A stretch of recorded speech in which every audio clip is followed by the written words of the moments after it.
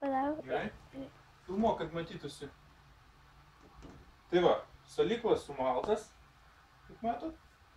Vanduo aš pakaitinu maždaug iki 50 laipsnių temperatūros ir 10 minučių 55. Ir tokioj temperatūroje palaikau 10 minučių salyklą. Pamažu pilam, reikia pilant maišyti. Kadangi aš vienas, nieks man nepadeda, tai reikia po truputį pilt. Šaukštą. Truputį maišyti. Čia labai.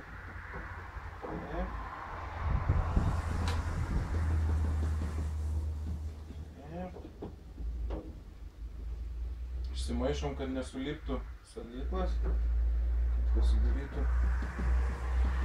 reikiamą košę.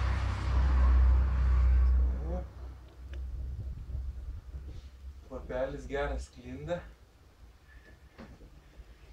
Tai va, dabar 10 minučių palaikysim ant 50-55 laipsnių, paskui pakelsiu iki 67 laipsnių ir laikysiu apie valandą ir dar apie 20-25 minutės palaikysim ant 72 laipsnių temperatūros, kad pilnai iš krakmolo susicukruotų visas salyklas. Taip. O paskui jau nufilmuosim prieš pabaigą, kas mums čia gavosi. Gali stabdyti. Taigi, čia jau supiltas salyklas, palaikytas 10 minučių. Kaip mato, temperatūra yra 67 laipsniai. Taip tiksliai, aišku, čia nepareguliuosiu, bet stengiamės maždaug padaryti, kad būtų apie tiek, iki 70. Ir nustatytas laikas, kiek jam dabar taip būt.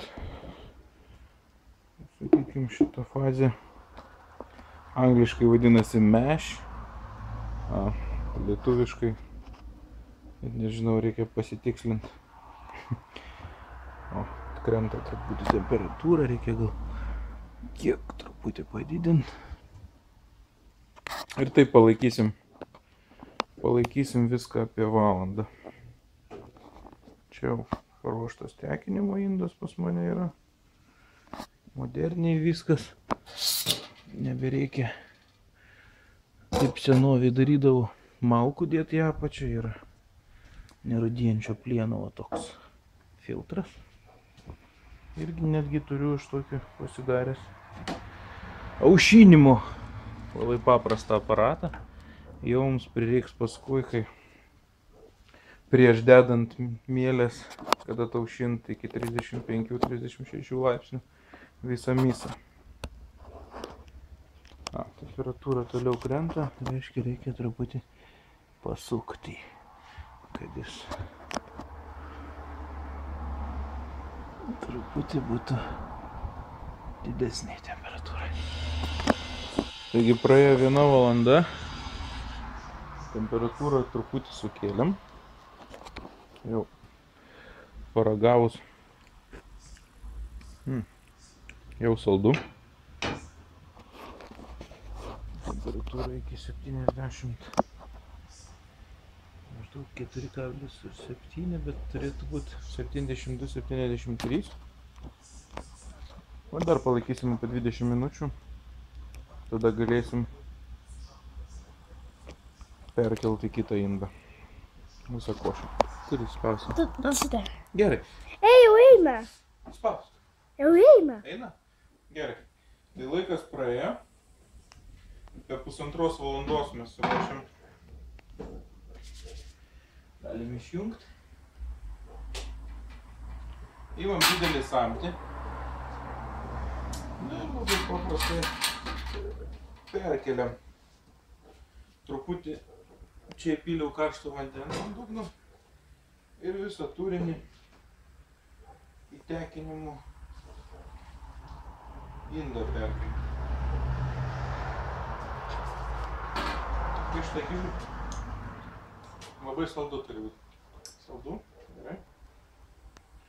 Reiškia, procesas pasibaigė.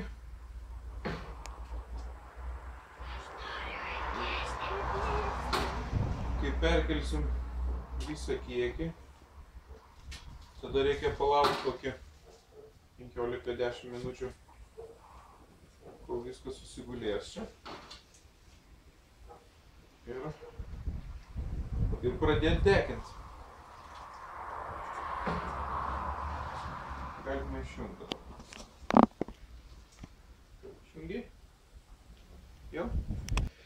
Taigi, pradėsim tekinimo procesą. Puodą, kaip matot, tą patį, kuriam viriau, išplovėm.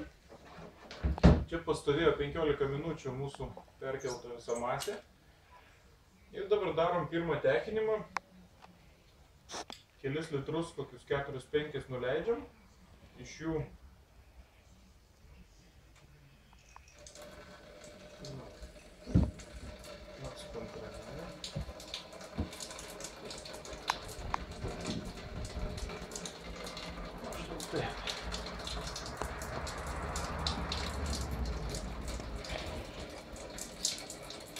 tekinasi.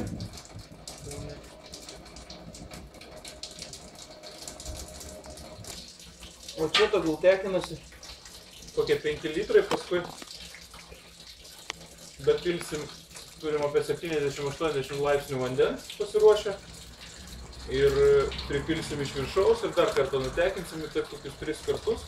Kaip ir minėjau, nutekinom maždaug 5 litrus, padarėm pirmoko mėsos, labai saldynai, aišku. Ir pripylėm papildomai į tekinimo indą maždaug tokį pat kiekį 70-80 laipsnių temperatūros vandens. Kaip matot, šitas puodas yra 10 litrų. Tai mes kažkur 7 įpylėm, 5-7 litrus. Taigi va, kaip atrodo nutekinta mėsa. Baigė varvėti. Ta pati, kaip matot, puodą dabar dėsiu vėl virt iki užvirimo, nes reikia įdėti apynius. Taigi, ką tik sudėjau apynius. Matot, verda vanduo.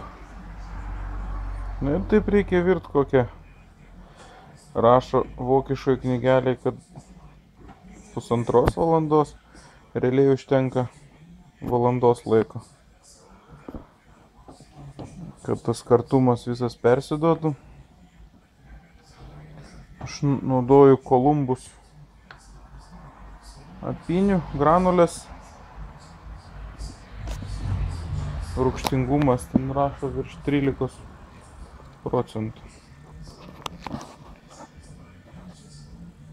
Tai va, tai valandėlę pavirsim. Baigiau virt apynius, mėsą ir pabaigoje reikia tokią paprastą operaciją padaryti, kad visi, matot, va, tirščiai, kurie yra ne tik nuo apynių, bet dar ir likę būna nuo pačio salyklo, kad jie atsidurtų pačiam vidury, prieš išleidžiant į kitą indą, padarom tokį kaip skalbimo mašinai. Išsukam visą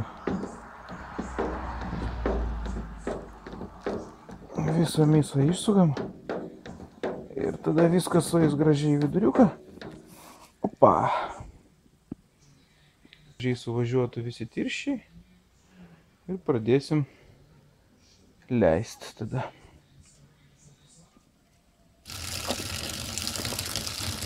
Na va, mėsa išvirta kartu su apyniais jau bėga lauk. Gal reikia biškį pristabdyti. Bandymo metodų renkuosi kiekvienam darimui vis skirtingą salyklą. Kol kas tarpusavį salyklų nebandžiau maišyti, tokių receptų daryti. Taip, ir jeigu čia jau matosi po truputį kalnelis vidury, matot, kaip gražiai į vidurį subėgęs. Kaip gražiai vidury toks kūgis jau matos. Visi tirščiai yra viduryje dėl to, kad išsukom gerai. Taip. Nu va.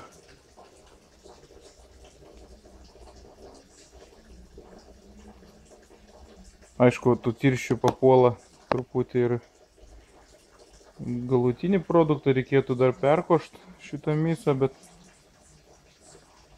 bandžiau keletą kartų daryti ir neperkoštą ir visai tas alus tikrai geras, skaidrus, priklausomai kiek jį laikai paskui.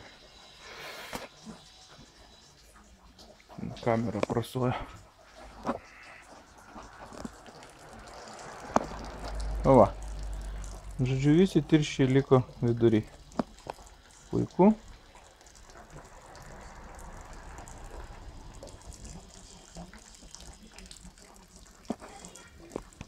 Tai kaip ir sakiau, apie 10 minučių nuo 100 laipsnių iki 45, 44. Dar mėlių ant tokių laipsnių nedėsim, dar per daug temperatūros. Palauksim. Suaktyvinsim mėlės. Palauksim, kol bus maždaug 36 laipsnių. Tada sudėsim mėlės. Taip, paskutinis etapas. Šiltoj vietoj suaktyvuotas mėlės sudėjom. Temperatūrą reikia labai žiūrėti, kad mėlių nenužudyt. Reikia, kad būtų žemiau negu 40 temperatūra. Va. Ir dabar parą pusantros jis va taip pabus. Ir bus galima košti į bačkutę, o tada laikyti 3 savaitės ir ragausim. Iki. Taigi, palaukim beveik 2 paras. Prasidės košimo procesas. O kaip atrodo mūsų aliukas.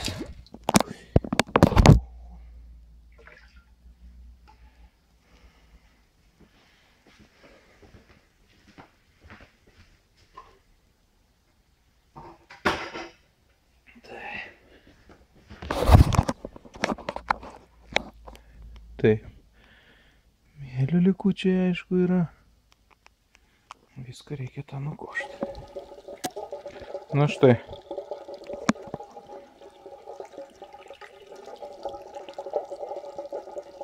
Prakošiam truputį, kad stambiosios dalelės liktų ant merlės. Ir tada beliks laukt. Ragaut, kas gavosi po 3 savaičių. Skanaus.